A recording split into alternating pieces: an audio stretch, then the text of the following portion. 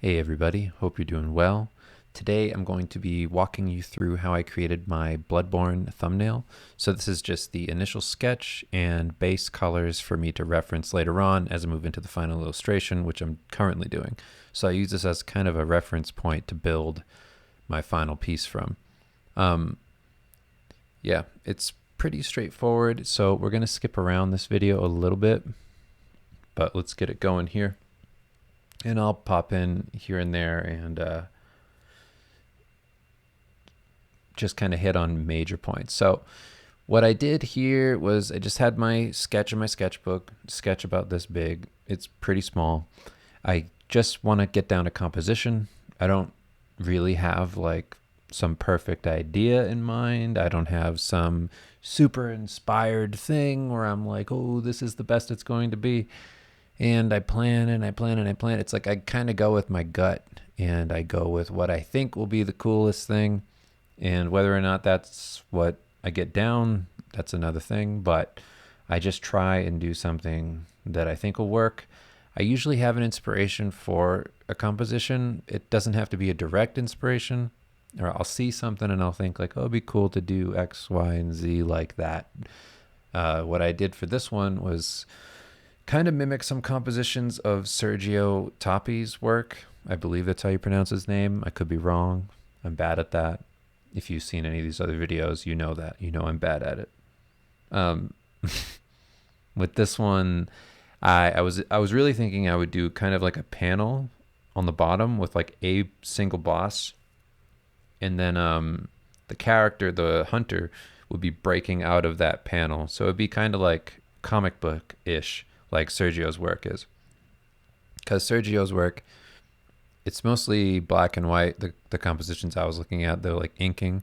And I like a lot of them because they have that fun illustrative feel. It's a little bit different than what you see normally.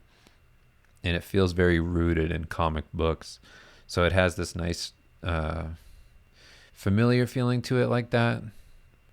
And it's just a slightly different approach to an illustration. It's not the typical montage floating heads thing, and it's not like how I've been doing things where I take inspiration from like Noriyoshi Orai. It's not like that either. It's just this really nice shape language that I think is great in his work. So that was the first thought I had. But then I thought, if I do like what he does, I would kind of have to keep it pen and ink, because a lot of what works with his stuff is that it's black and white, so you don't have to do these fully rendered paintings. And I wanted to do a fully rendered painting, so I felt like it would be a bit odd if I had that sitting on a perfectly white background, even if the background looked like gesso or something, as in looking like it had like a base white paint over some kind of like grayish canvas, just to give it a bit more color noise. I thought about doing that, but then as I moved through it, I was like, that doesn't really feel super Bloodborne-y to me, especially not if I'm trying to do something that encapsulates how I think of Bloodborne. So I went with something a little bit different, which is what you've seen if you've been checking all the updates on Patreon. And I kind of just went for a bigger montage poster, but not so much floating heads, more just giant paintings of each one of the bosses. So this is me drawing over and refining the initial sketch I had in my sketchbook. And I'm doing this in Photoshop using my pencil brush that I got. It's the basic pencil brush from that download that I talked about previously. I linked to Kyle's brush packs. It's basically, if you have Photoshop, you can download them directly. If you go to Patreon and you click the brushes tag, I think I list them in probably like the first post you see on that. But that's what I'm using just to refine a little bit. I've learned quite a bit since I've done this piece of how I work in Photoshop, and what I'm doing now is much better than this as far as my approach goes. I'll touch on that in a video coming up, because I recorded my process for a client piece, and I did my whole line process. So I'll be able to share that with you soon. I also have the line process for Ludwig, from Bloodborne, one of the bosses that's featured on the poster here. But that'll be coming up in just a bit. So for this one, I was first thinking that the hunter would be standing atop one boss, like there'd be a scene of a boss on the bottom and then the hunter would be on top, and I'd do maybe like 3 of these with different bosses. But the more I got into it, the more I was thinking, it'd probably be better if it was all of them. So this one kind of starts with me doing like a Ludwig on the bottom and the horse form. And then I abandoned that because I just felt like it didn't really work for what I was aiming for. It just didn't feel like a good enough painting, I guess. So I ended up scrapping that and going for all of the bosses, which I felt was cooler. Yeah. So this is the stage that I go through with everything that I do for the most part. They don't always start with sketchbook sketches and then refinement in Photoshop. Sometimes I do the entire thing digitally. But when I have an idea and I'm just kind of at the kitchen table eating or something, I'll just grab my sketchbook, do a super loose drawing, and then that'll be the basis for what I do later on something like this. But yeah, that's what this is. It's me trying to find the details in that chicken scratch sketch that you see there. If my lip bleeds, it's because I chewed it. So if you see blood drip down my face, it's because I'm working on Bloodborne and I'm infected with the old blood. It's not true. It's because I bit my lip, I ripped a piece of skin off, and blood's been draining into my mouth. So there you go. It's because I'm so hungry. I've been on a diet for like over a month now. Down 12.5 pounds.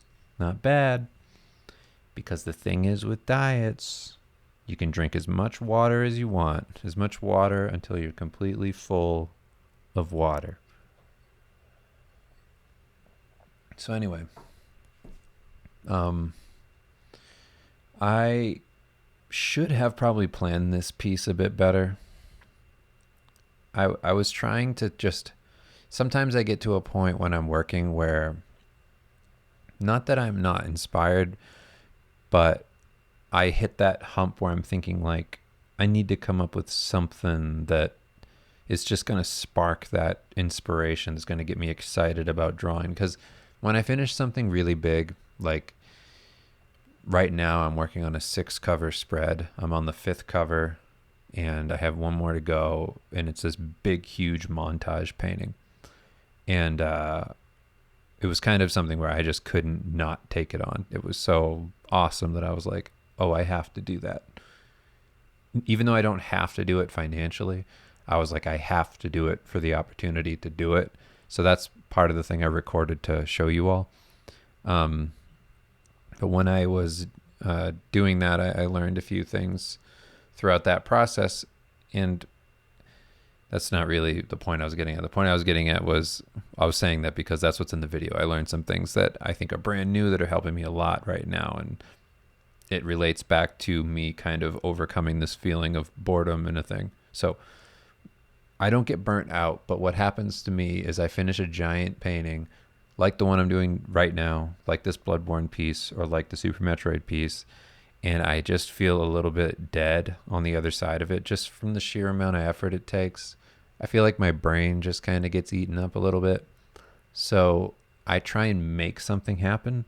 And that's kind of what this Bloodborne was I was like, what should I do? Like I even talked to my buddy Dan and I was like, what do you think would be the best thing suited to my style that like I actually enjoy? I was like, because my brain is completely empty right now.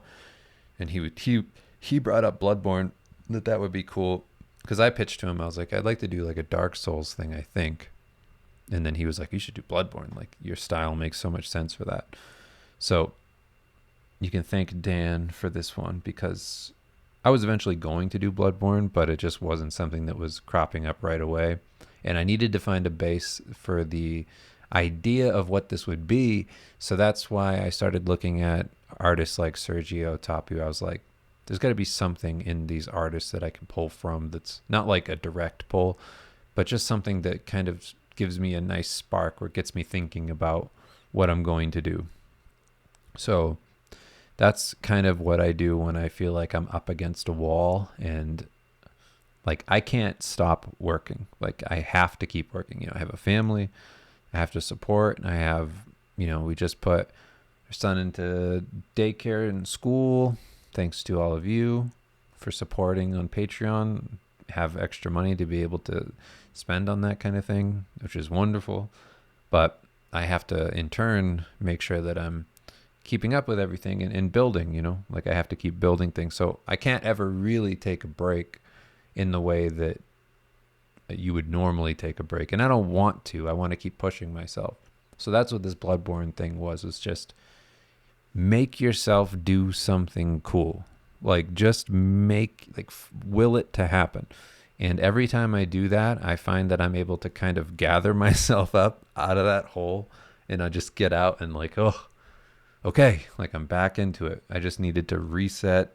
I needed to kind of stop feeling drained like that and just push through that feeling and get to the other side.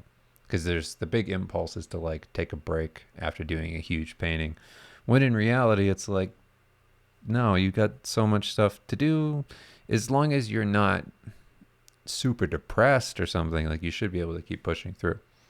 But that being said, that's what this was, is a nice way of me to just keep going, keep trying to find something new, keep building, keep pushing, and I just want to improve my skill. And yeah, the more paintings I can get done and the harder I can try on all of them, then the closer I can get to that goal, which is my general goal for everything I do. I just want to improve. I just want to grow. I want things to be better, and hopefully I get there inch by inch as I do these. So let's skip ahead to the part where I am working on the first iteration of Ludwig.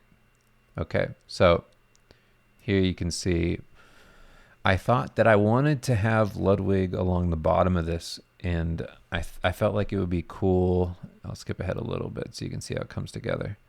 I thought it'd be cool to have Ludwig be like this huge piece on the bottom that the hunter would stand atop, but it just ended up feeling a bit too weird, and they just fought with each other too much for attention on the piece, and I just thought it's not enough. Like it doesn't encapsulate the cool moments and atmosphere of Bloodborne to me, because I feel like Bloodborne is so much about atmosphere and feeling.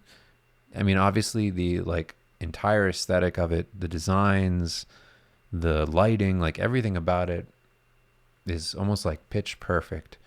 And I didn't want to miss out on paying homage to all of that. I wanted to make sure that that was there in the piece. So the way that it is here in this version, it just doesn't feel like it makes sense. It doesn't make sense for it to be this huge thing, which it's not that it would have been bad if it were this, but it wouldn't wholly encapsulate Bloodborne to me. It needed to be a bit more in order for it to make sense as an illustration.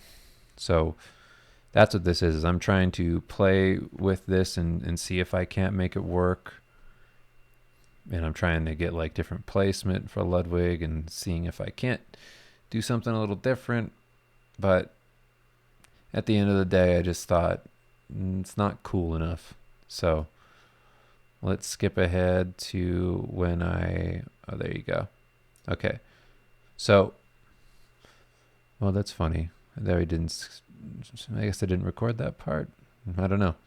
Anyway, so this is me. I had doodled in a handful of the bosses from the game. So I have Lawrence, I have the orphan, I have, what's her face? Maria, and then Ludwig. So I thought that having there be one giant figure and then the smaller figures on the bottom would make a lot more sense and be better for the composition. And that's kind of what I leaned into for the rest of this. And the biggest problem with this piece was more or less like I guess like the messiness of it, I felt like the details on the bottom weren't defined enough. I didn't have enough of an idea of the roadmap of how to get where I wanted to go. So I think that it suffers a bit in that way, where it's kind of like it just doesn't feel fully figured out. And that's also the kind of the bad side of, for lack of a better term, shooting from the hip with just like jump right into the next thing. You can end up with just something that's a collection of things and whatever, but it doesn't feel like this nice cohesive painting. I mean, it will eventually, but I just mean at this stage, like the planning stage, I didn't plan it well enough. So I'm having to right now go through and kind of fix things as I render and make sure the composition still makes sense. One thing that I'm currently having a little bit of an issue with is the hunter with the weapons, like how they are kind of overlapping or going behind bosses. So I really should have planned a bit better for that.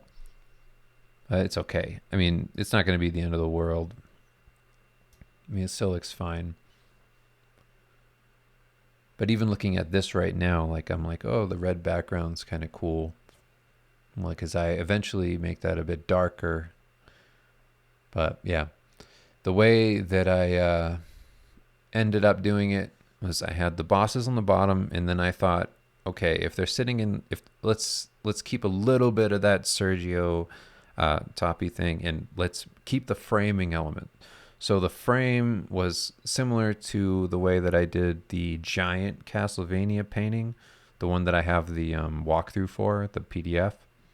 It's similar to how I did that gold framing, but it's going to be the city silhouette. So one of my favorite things about Bloodborne is the way that the architecture looks, and I feel like the skylines in the Souls games, they're so amazing. Like that's some of my favorite art direction is just those elements, and I wanted to make sure that that was present in this because that's such a big part of the games to me. Like when I saw the horizon line of pretty much anywhere in Bloodborne where the sky met the buildings, it just looked so cool.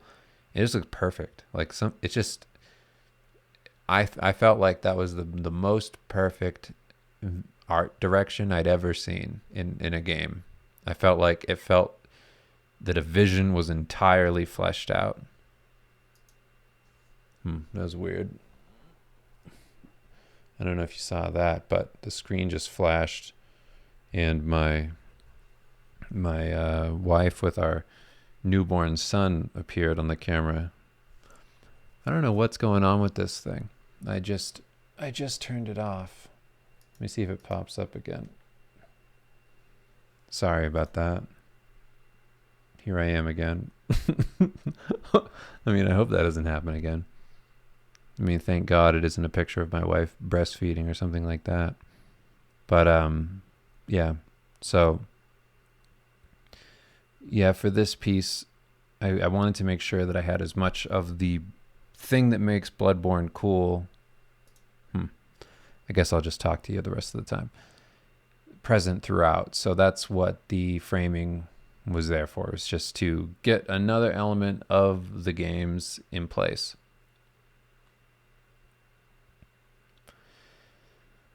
I wanted to keep initially with this, the way I was kind of going about it was I wanted to keep the bosses saturated and kind of interesting down there with the color choices and make them pop a bit more, and then have the hunter be a bit more desaturated and have them live as two visible chunks of shapes and of composition in this piece. I wanted there to be a nice distinction between them. If you look at some of the best montage paintings or illustrations, what you notice is that there's this nice like color blocking that happens.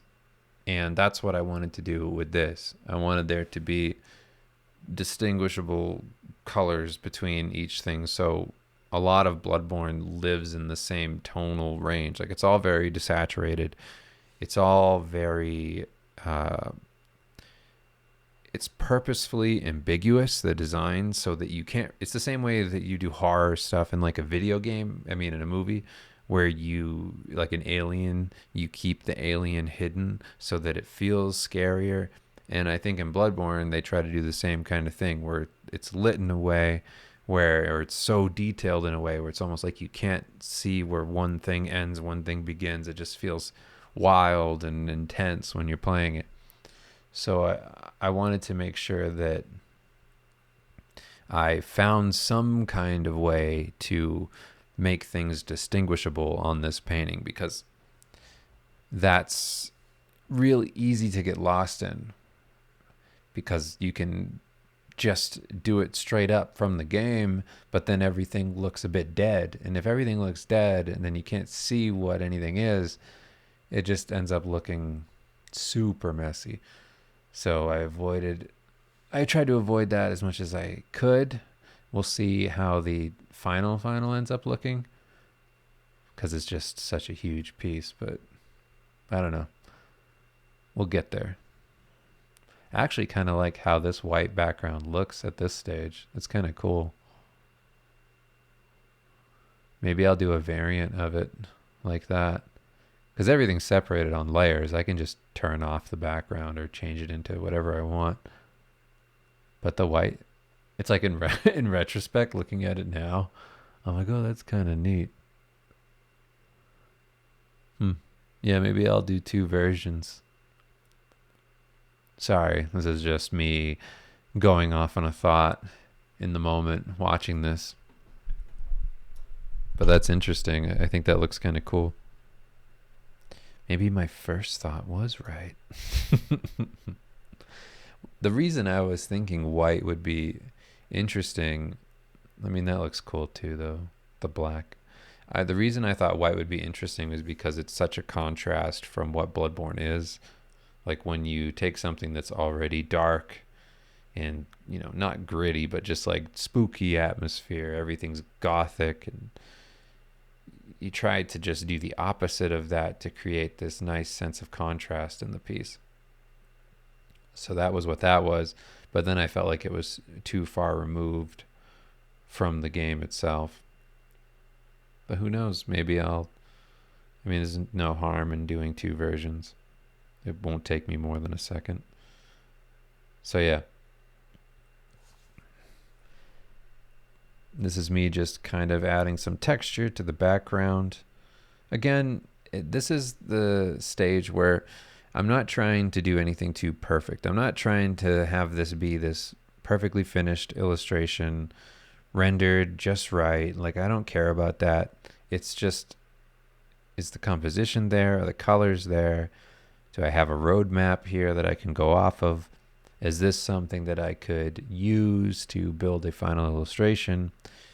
And more or less, just a nice reference for myself.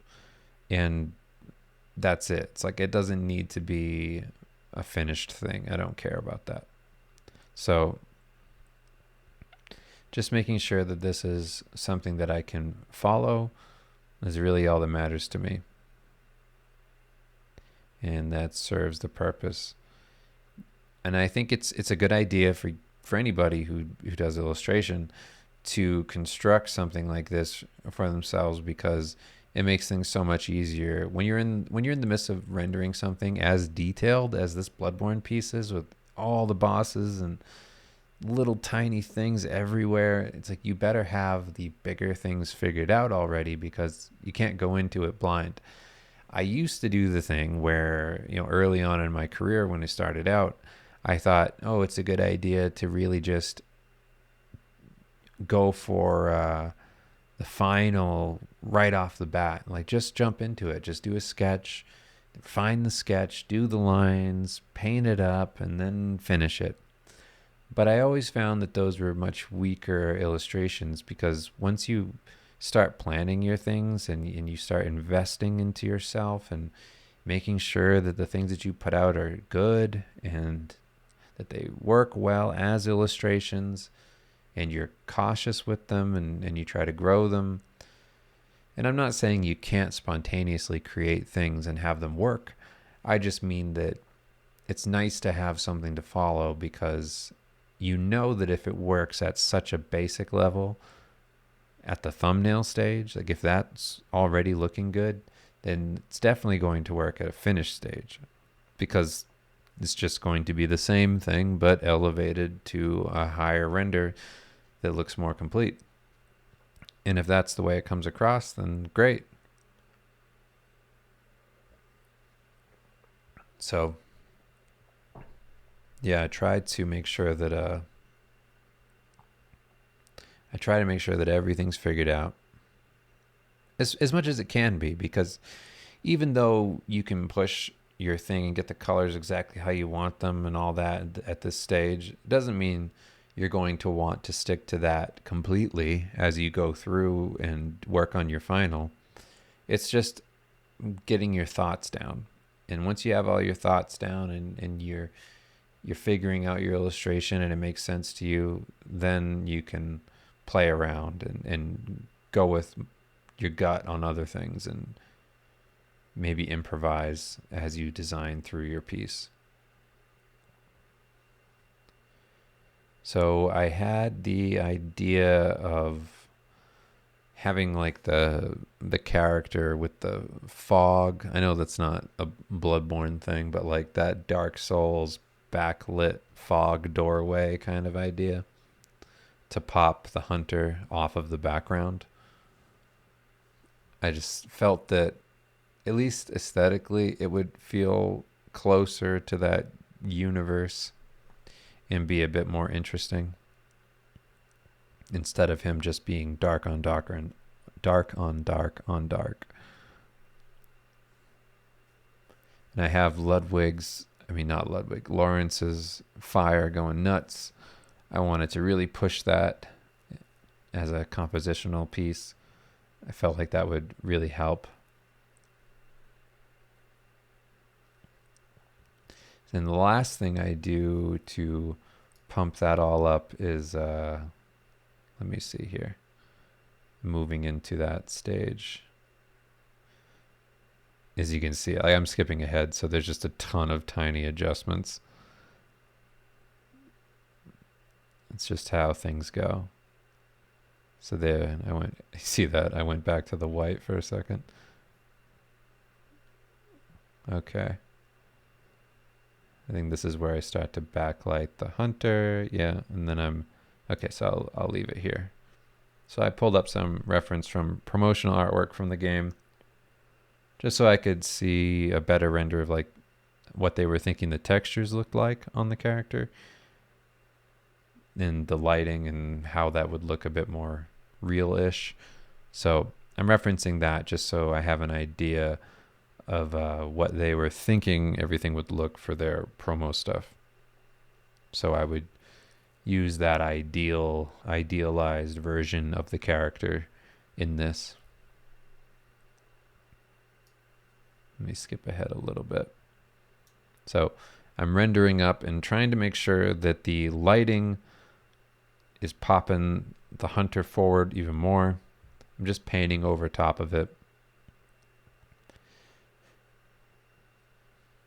That way I know kind of how I'm going to set this up. I mean, most of what I'm doing with the lighting is so when I do my grayscale approach that I did on the Super Metroid piece, where I kind of render things value-wise like that and then build from there with the colors. And when I render like that, I'm rendering based on the lighting. So if I know where the lighting's coming from, I know where the shadows fall and those sorts of things. It's like, then I know how I'm going to do my drawing and how I'm going to do my initial lighting in each one of these characters. That's really important to me. So that's information that has to be down at this stage, because you don't want to light each one of these little characters incorrectly, where it's not going to work with all of the effects that you have in mind and how each character interacts with each other.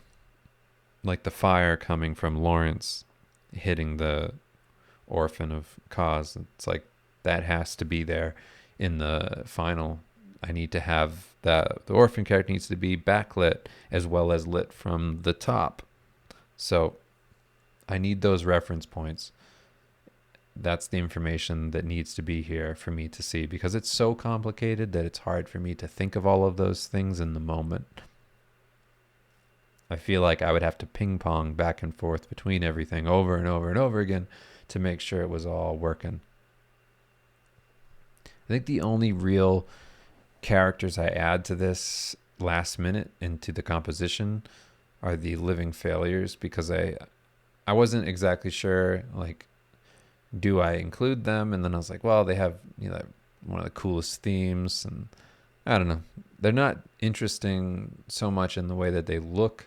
It's not the coolest looking boss, but it still wouldn't be complete without them. So I end up including that as well. And I'm adding fog to the atmosphere of the piece.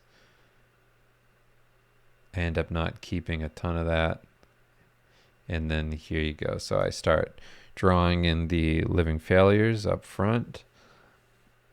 I was thinking, there's such a simple kind of design that I would keep them limited to the very bottom of this piece.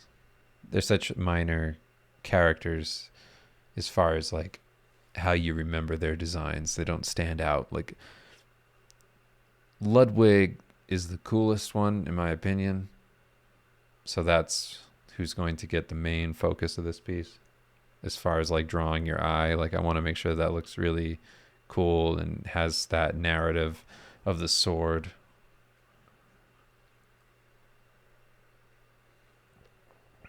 And then there's the fog coming from, or spilling from the back doorway there, which is the last bit that I wanted to include in this illustration. So you can see how that evolved. First it went way down on the composition, and then it ended up going just to this like mid-level part where I turned it more into a reinforcement of the triangle of the hunter, which I think works still. I think that looks cool. Yeah. And then I thought maybe to bring everything together, I would do an even bigger framing element to the whole thing. And I just felt that it was way too overkill. I thought that the piece needed some negative space to breathe a bit, because it had so much detail already that it would be nice to contrast that with some empty spaces instead of filling every section of the thing. Like, if you watch any of my other process videos, I lean towards doing that sort of thing of just filling up the space with detail.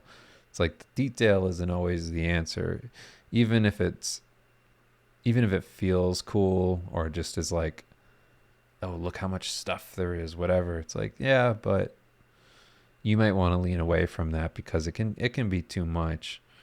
And I fall into that trap. I mean, more times than not. Like I feel like I'm always over detailing things, and I want to be more efficient and effective with everything that I do. So if I can get away from that a bit in the piece, then that's what I'm going to aim for. But yeah. So last bit I do is add some slight atmospheric touches just to, again, have all of the info down for my final reference.